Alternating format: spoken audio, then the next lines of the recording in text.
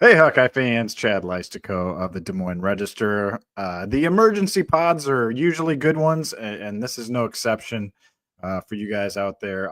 South Dakota State transfer Mark Gronowski, officially a Hawkeye, commits. Actually committed last night, from what I understand, Tyler, but um, had to. Yeah, they had to kind of sort some stuff out today. It's official now. He finally announced just before 4 o'clock. We're going live probably 15 minutes after he announced. Good to see you. We've had our content ready to go here for a while, but your initial reaction, Tyler, to Mark Gronowski, the FCS national champion and 2023 FCS Heisman winner, basically being a Hawkeye. Yeah, well, my initial reaction when you got on this call here was your Christmas tree is still up and it's Yeah. January 7th.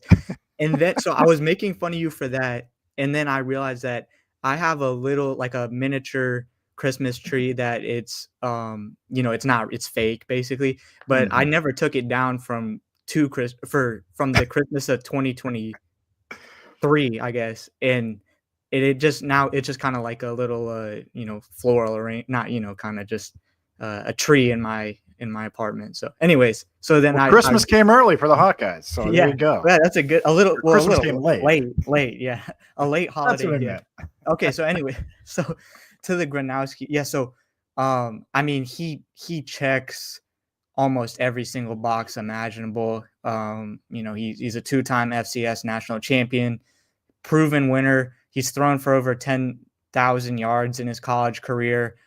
He's rushed for almost 2,000. The only real downside I can think about him is that he only has one season of eligibility left. So, it's going to be a one season rental. But other than that, he's basically everything that you would have wanted out of a transfer if you're Iowa. And hopefully, if you're an Iowa fan, you're thinking that finally, Mark Gronowski can be the solution to what has just been some really, really bad quarterback play, instability, all these, adjectives you could throw at it. But can he finally be the solution to that? Yeah, so much going through my mind right now. So this is a completely, in these emergency pods, we don't really have an organization. You guys know I like to be organized and have outlines and everything. But the first thing that popped into my mind as you were talking there was Kirk Ferentz always he likes transfers that kind of come up a level. I think he's really good at selling that. Obviously, the Cade McNamara transfer from Michigan to Iowa didn't work out. There are a few parallels, I would say, to this because he comes from a winning program, a winning pedigree, and isn't like a 40, 45 attempts a game kind of guy. He's more of a quote unquote winner. His numbers aren't like insane per game. I mean, under 200 yards per game. His completion percentage is actually right in line with what McNamara's was at Michigan. He's about 64% at South Dakota State, but it definitely feels different because this is somebody that Tim Lester really wanted, somebody that gives Iowa a chance here in 2025. Somebody who's, literally won a championship. Two championships, and can run with the ball. That's a real big difference too. I think it's like he's got 37 touchdowns. What I was told was he's not like a running quarterback, but he can run. And I think that's exactly what Iowa has needed. They don't need Lamar Jackson. It'd be great to have Lamar Jackson, but they need somebody who can get a first down on 3rd and 4. And I feel like Gronowski, we've had plenty of time to look at him in the last week here or so since things started bubbling up. But I feel like what he does that Brendan Sullivan doesn't do is, number one, win games. He's 49-6 as a starter. But number two, he's not like looking to run as soon as anything breaks down. He's still sticking with the pocket, sticking with the reads. He's really good at the RPOs. It's just a good fit in so many ways. And the other thing that I've heard about him, he's just like an unbelievable fit personally with the Hawkeye program. Obviously from Naperville, Tim Lester's home, basically backyard. Lester from Wheaton. And now, his folks can see him play 3 hours away. They still live in Naperville. Just so many things to like about this.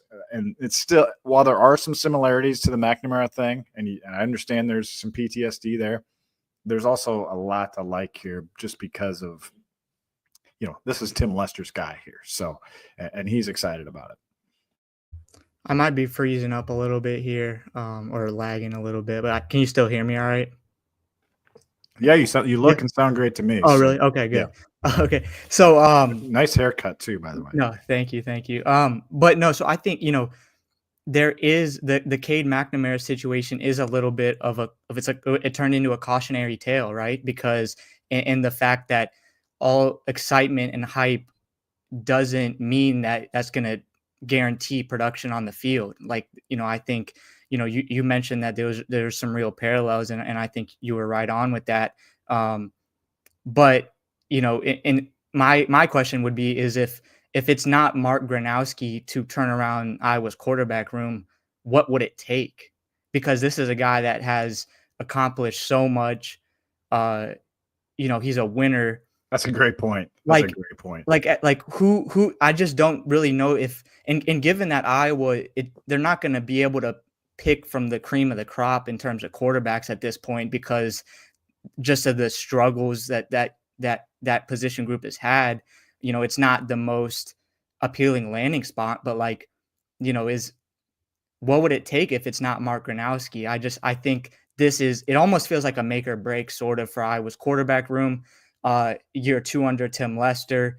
These longstanding shortcomings have gone on for a while. And the other thing, going back to McNamara, is, Gronowski's unlike any quarterback Iowa's had the last few seasons because of his resume. So, I think it's fair to say, well, right. Will Iowa's quarterback issue ever get solved? Well, Iowa hasn't had anyone like Mark Gronowski yet. So he might be the guy in terms of a resume standpoint, winning all of that, Iowa just hasn't had a guy like him. Even though Cade McNamara was intriguing and was compelling at the time of this commitment, he didn't have the resume that Gronowski does. Well, and he was also coming off, he was in the very infant stages of a major knee injury too. Cade McNamara was, and now, presumably Mark Gronowski, today's January 7th, presumably he can just get going right away. He's got 8 months here with Tim Lester to, get the offense. And Lester will cater the offense to his players. There's no question about it. Now, he's not going to deviate from the Shanahan style that he started to install. That's what he knows. That's what he's committed to. But Gronowski's skill set also just caters to what Lester likes to do. He likes to run RPOs. We saw him run some RPOs in the bowl game with Brendan Sullivan. And so I do think it's going to be a good fit from Lester's perspective. Here, let me back up, because I know you guys have been waiting for this. And I feel like we should just back up a little bit, because it's been like 96 hours now since the news, maybe it was even 100 hours since the news kind of broke that Mark Gronowski was visiting Iowa last Friday, right? It was Friday when he popped on the campus. And then it was like, oh, wow, they have a chance at him. And then it sort of got quiet for a little bit. And it was, the sense I got was, and I was, we were in touch with, some pretty well-connected people, I would say. And they were in the same boat as we were. They were kind of waiting. This was not like a straight line, hey, he loved it, we're just going to, dot some I's and cross some T's. From the Iowa perspective, it was like Iowa felt like it made a good pitch, but he was seriously considering going to the NFL. And that's a pretty good sign, right? If you're getting a quarterback that's thinking, oh, should I be an NFL rookie or come to basically the worst passing offense in the country the last several years? And the fact that Iowa was able to sell him on this is a testament to Tim Lester's likability, affability. I think you got to give Brad Heinrichs and the Swarm a ton of credit, for helping to close that deal. And of course, revenue sharing, which is coming assuming the settlement, House settlement passes. That's going to add to what Gronowski can earn as a Hawkeye quarterback starting this fall, and Tyler Barnes and Kirk Ferentz do have control over how much, let's say they get. I've got a story on Beth Getz actually coming out this week that's detailing some of this. Let's say Iowa gets $14 million to spend on football players directly from the school. Like they can give Gronowski whatever they want to give him. Now Ferentz's style is to divvy it up, but I'm just saying there were a lot of selling points, I guess, that Iowa could offer in this cycle, but they still weren't sure, Tyler, what he was going to do. And then Sunday came, and that's when I started writing my column because I thought it was starting to look pretty good. And even then there was like, well, there might be another school in the mix now. Like other schools are coming at him. And then it got back to Iowa or NFL. And then yesterday is when I started feeling like things were trending in the right direction. And then I thought it was going to happen yesterday. Like I was pretty sure, but I wasn't sure. I mean, I felt good about it. And then it was like last night, kind of ran into a snag and like, you're going to have to wait till tomorrow. And like, but I think they felt good that it was going to happen by last night. But it's weird how it took so long. And that's why we were really careful not to put anything out there officially on our website, because it's more important for us. I just want you guys to know this. It's more important for us to be correct than first. Now, in the text group, if you're in the text group, you were very you were led down the right trail here. But anyway, that's kind of the background of kind of how this happened, why it took so long, what we know. And I think he's good to go now. And they're really excited, I guess. Tim Lester is really excited. Tyler Barnes, Kirk Ferentz, everybody. And they should be. And, I know you're doing a story, Tyler, on kind of that whole room now. And that was kind of part of my column too, is like, man, this room is completely overhauled now and they have a clear leader. Everyone now in Iowa's quarterback room, almost everyone, I should say, has been basically handpicked by Tim Lester. The remnants of the Brian Ferentz era are virtually, out the door, basically. The only exception to that is Jimmy Sullivan, who he was recruited by Brian Ferentz, but he committed after the news that Brian Ferentz would be leaving. So, it's barely an asterisk next to his name. But Lester loves him, though. Lester loves Jimmy Sullivan. We talked about after the bowl game, it felt like Iowa needed to make some sort of splash in the transfer portal, because they basically had an 8-5 roster, losing one of the best running backs in the nation, losing a ton of key defenders, and then playing a schedule that is even more difficult than it was this past season. You get 3 college football playoff teams, Indiana, Oregon, and Penn State coming to Kinnick Stadium. And this is, bringing in Mark Gronowski is certainly a step in the right direction in making that splash. I think now, I was still looking at receivers, looking in the secondary. And the other thing is credit to Tim Lester, because, I felt like he was single-handedly, maybe Iowa's best, the biggest asset Iowa's offense had, this offseason, because when we've talked to him, he's such a likable guy, great personality. He's a guy that you would want to play for.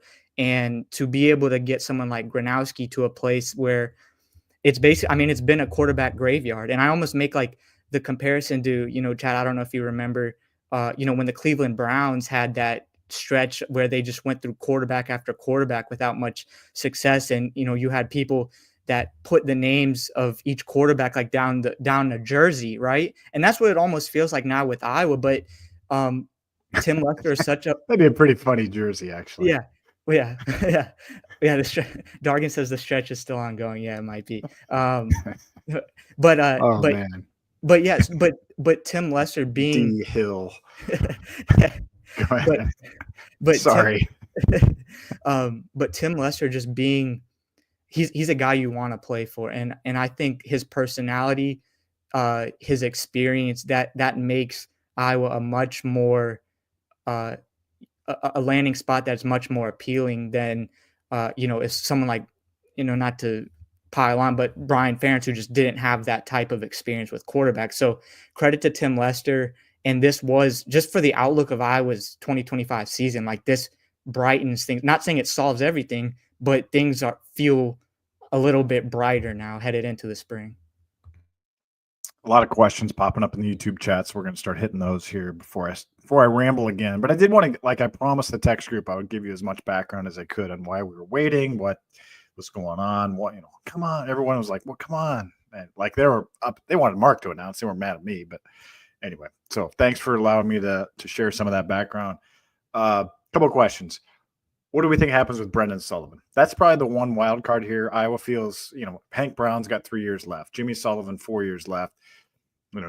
Where else is Jackson Stratton going to go unless he gets a scholarship offer somewhere? He's got 2 years left. Brendan Sullivan's probably the wild card here. Obviously, he, I hate to say, but just wasn't good enough in the bowl game. And it was, remember we talked about what was the phrase we used from, was kind of like enemy of progress or whatever. Like it was sort of like it wasn't the worst thing that Iowa lost the way it did in a way, because it just accentuated that they should keep swinging in the portal. Like they needed to try to upgrade. It was like they didn't get a false sense of comfort. Yeah, right. Good job. You're a good writer. I need to. My brain's fried. But what happens with Sullivan? He's a good kid, and I think they would love to keep him. They would love him to be the backup, because if you look at it, he's almost like the perfect backup. Like he can come in and just be like instant offense in some ways, and just be kind of, run like crazy. And he's solid. He's very solid. But we saw and we heard during bowl week, especially he kind of, Ferentz said twice, he just gets wound up so tightly. And when things start going bad, they really spiral. And that's not what you want out of your 13, 14 game quarterback. You don't want that. You don't want oh God, something happened. Now what's going to happen the rest of the game? You need a guy that's pretty steady. And you have to think that a guy that went 49-6 at the FCS level for a national championship team, has some of that, steady quality. So will he transfer? I don't know. I think they expect him to stay. And my prediction on this is that Brendan Sullivan would stick it out through the spring. He can still enter the portal in April. Let's say things aren't going great for him. He can still try to find another home for his last year. But at the same time, I don't know, isn't his bed kind of made, he's not going to go start for another Power 5 team probably, right? So do you want to be one snap away from playing in the Big Ten next year at worst, probably? Or do you want to try to learn a new offense, third offense in 3 years type of deal? I don't know.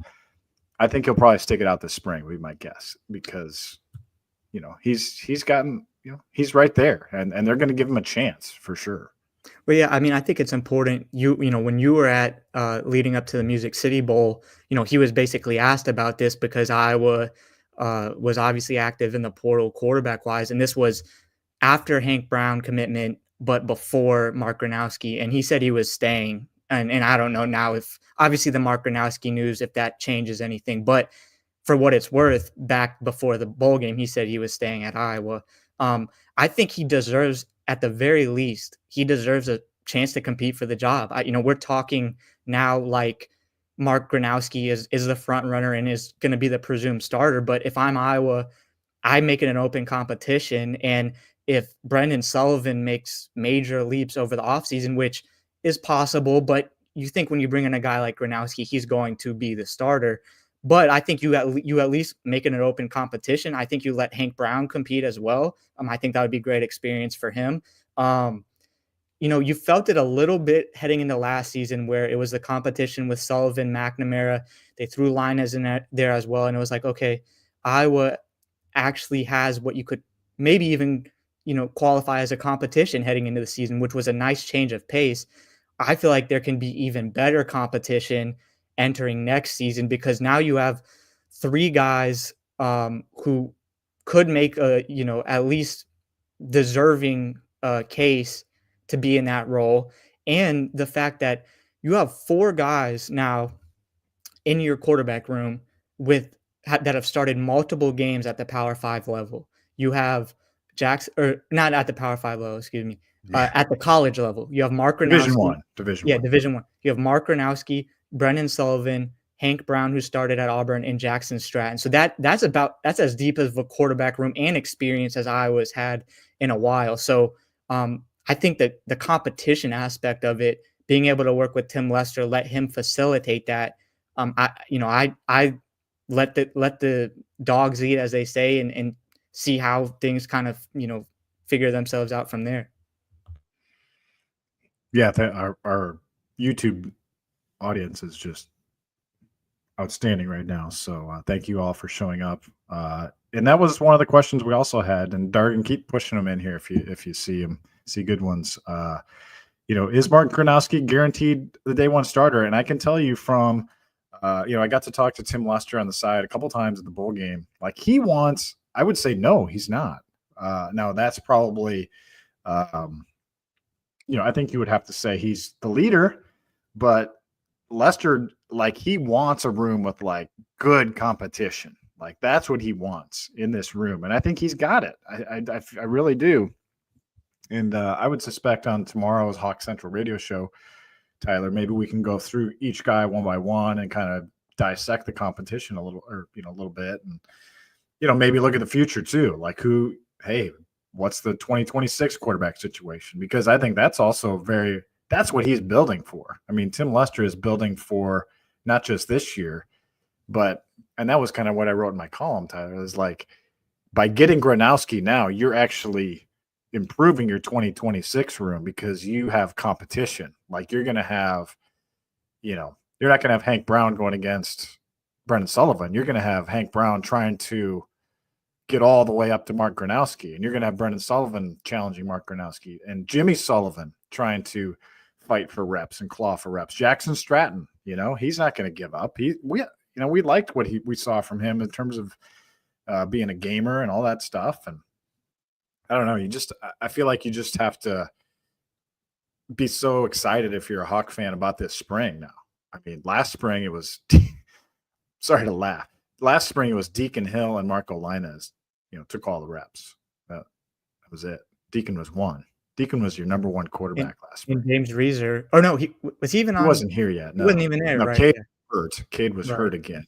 Right. And that was it. I guess you had maybe Polsky, I guess, might have been here, but they traded him for Stratton. Yeah. To Colorado State. And a bag of balls, right? So that's my answer. Another question coming in here, Dargan, from Dargan, or from YouTube via Dargan, is how mobile is Mark Gronowski? Tyler, I know you wrote about some of his rushing stats. I've watched quite a bit of his film. What are your impressions on his mobility?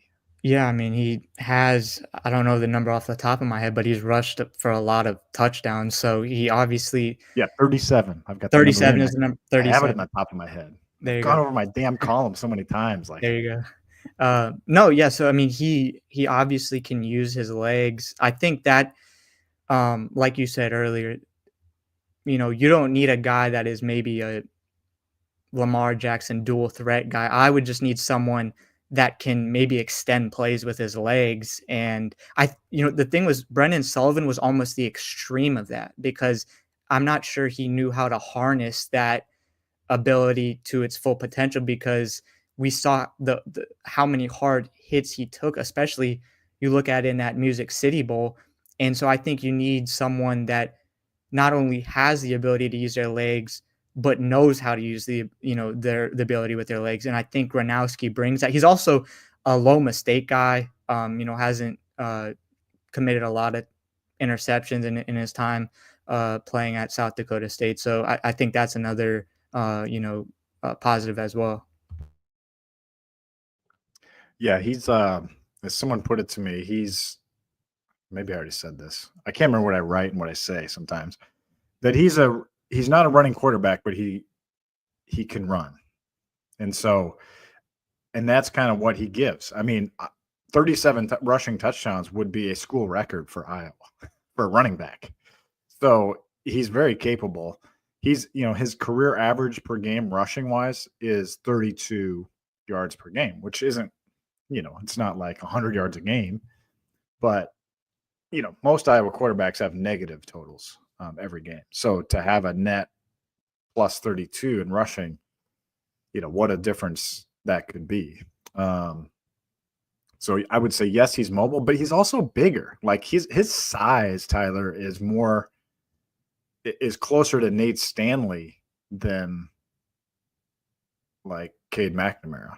Like he's a bigger, thicker guy. Like I think people are going to be surprised at how big he is. And when you watch him, he does kind of run almost like obviously I'm comparing these two, but like almost like a Josh Allen, like where he's a bigger runner, but pretty mobile.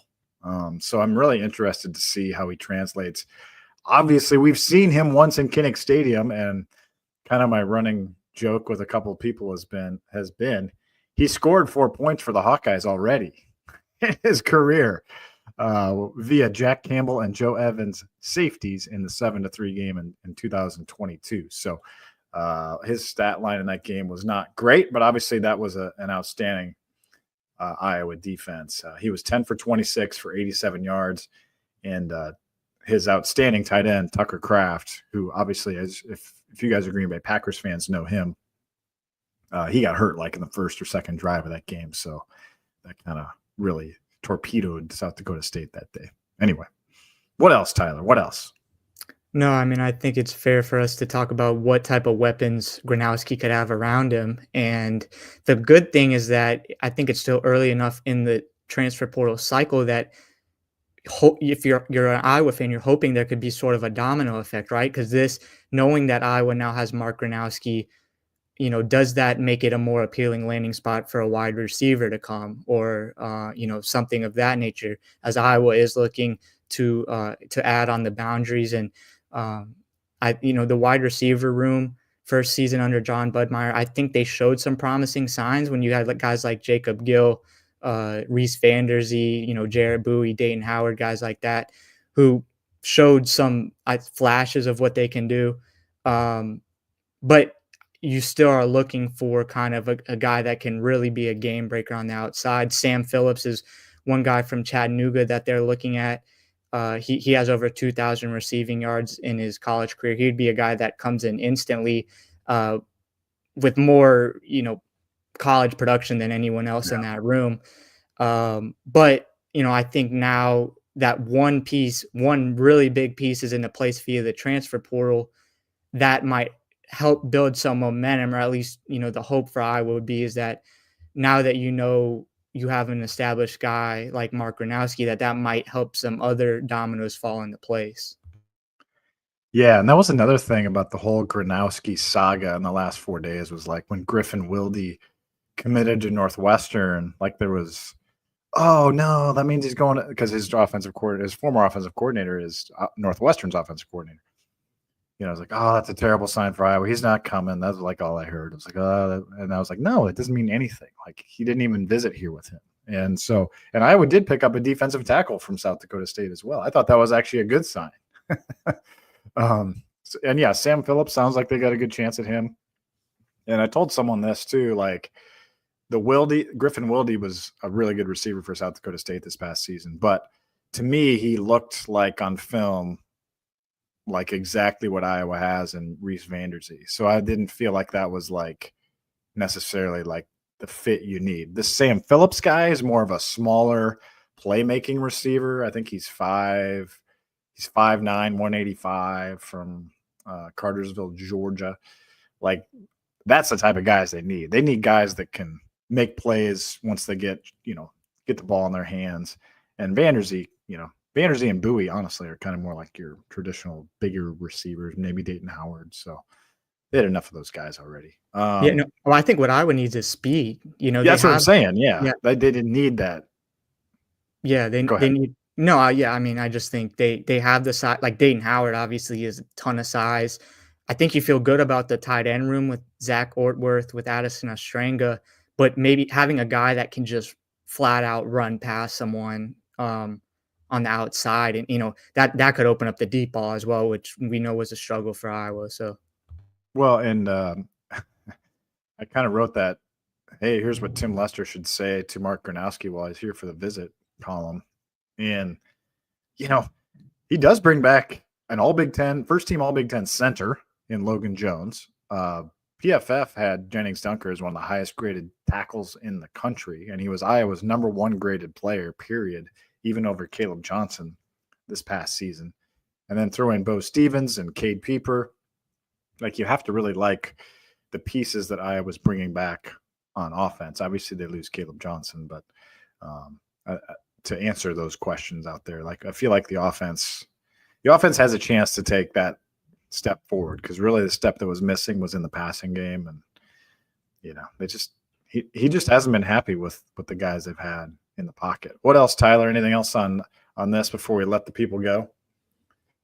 No, I mean, I feel like, honestly, it's a close amount of questions for Iowa's defense as it is for offense entering next season, which is like kind of weird. It's kind of refreshing, right? Well, it's different, right? Because it's like, I mean, not that there's no questions for Iowa's offense, but I just feel like there's a close to equal amount on defense with everything they're losing, and how this past season was a disappointment given what, the talent that Iowa had. So, I think a lot is still unknown, a lot of still things that need to be figured out, but this is obviously a big piece to fall into place to making Iowa's roster, putting it in a better place to compete and win next season. Yeah, absolutely. And I think, the schedule for next season, Tyler, becomes more, you don't feel as horrible about, I mean, like, the schedule next season is really rough. I mean, you're at Iowa State, you're at Nebraska, you're at Wisconsin, you're at USC, and then you're home against 3 playoff teams, Oregon, Indiana, and Penn State. You're also home against Minnesota, which is never easy. Home against Michigan State, which beat you last year. Like, wins are going to be tough to come by as it is. With Gronowski, though, all of a sudden it feels like, if things can click and if you can find answers on defense, that's what's going to be so much fun about this spring in Iowa football. Is like, we've got stories on all sides of the ball now. I mean, except special teams. Special teams, solid. LeVar Woods, we're not going to bug you much this year. But Phil Parker, the heat's on, man. No, I'm just kidding. This is going to be fun, like, so many holes to plug on defense, but then so much intrigue on offense, like Hank Brown, Jimmy Sullivan, Mark Gronowski. Like, there's a lot of really fun stuff to look at. And running back, you still feel pretty good about. I mean, I thought Moulton and Patterson played well in the bowl game. Those receivers, it's just time. It's time. Lester has said this time and time again. And they really didn't start with Cade and Brendan until fall camp last year. But now they get to start with them right now, all these guys. And so it's going to be fun to see what Tim Lester, a quarterback's coach, can do, because now he can finally be a quarterback's coach and not be dealing with, injured Cade and jittery Brendan all the time. Like, it's just like you've got some stuff to work with. Yeah, and just the fact that what type of jump does the offense make from year 1 to year 2 under Tim Lester for the guys that have been here at Iowa for, since Tim Lester got here? That was something that we heard, is that just being more familiar with the system, being in the system for longer, maybe guys, like Jarrett Bowie, what jump can he make from year 1, year 2 under Tim Lester, or someone like Dayton Howard or Reese Vandersee, who, really burst on the scene against Illinois State. But selfishly, it just, it'll make this a spring, especially, and then, heading into the season in the fall, it'll just adds a little bit more, I guess, excitement to it. And I think it just, it injects a little bit of optimism, which Iowa needed, heading into next season. All right. So thank you all for joining us on this. Oh, someone in the chat said Gronowski's really good at QB sneaks too. I have not studied the QB sneaks, but I believe you because of his size, and if he's like, I compared him to Nate Stanley. So in terms of size, so that was a big weapon for that. I know you weren't here for that, Tyler, but Like the QB sneak with Nate Stanley was a legit play in the play, like their best play sometimes in the playbook. And Petrus wasn't bad at it either, honestly. Petrus was not a bad sneaker. Anyway, Iowa lands elite QB sneaker in Mark Gronowski. That's the headline on tomorrow's story. All right, so here's the agenda here now for Hawk Central. Tyler heading to Iowa basketball tonight. It's on Peacock, so you're going to want to tune into Tyler's coverage if you don't have a Peacock subscription. Yep. Hawkeyes going to beat the Huskers? I think they will, but let's get a hot take. I think they will win, but hot take. But if they don't, it's going to be trouble because back to 1-3 in the conference. They've had their back up against the wall in the conference the last few seasons. Then they play Indiana, and then they go on the road for 2 games. So this is it's not a must win, but like they kind of need it. But the great thing for this is like if they lose, nobody's going to care because they're still excited about Mark Gronowski.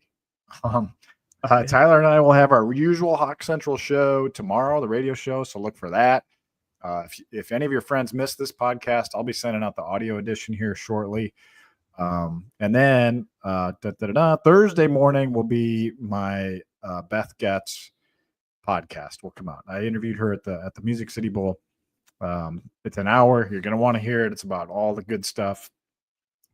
Farron's successor, Fran, revenue sharing, all that stuff. That's coming out Thursday morning, as what I'm told right now. So Thursday morning, you're going to have that in your laps too. So tons of Hawk Central content coming. But first and foremost, the Mark Gronowski commitment. Congrats to Tim Lester, Brad Heinrichs, Tyler Barnes, Kirk Ferentz, and I'm happy for all you Hawkeye fans out there too. Like, I'm predicting another season sellout again. People are back. Tyler. It should be the atmosphere with the Penn State, Oregon, and Indiana. That should be fun atmospheres. So. Oh, here's one more fun fact before we let people go. Mark Gronowski once beat Albany 59-0, and that's who Iowa opens with this year. Albany. Oh, wow. Interesting. Yeah. So he owns Albany. And that was in like the FCS playoff too. So that was not like a 59-0. Anyway. Yeah. All right. For Tyler Tachman, Chad Leistikow, on this emergency edition of the Hawk Central Pod, we'll talk to you soon.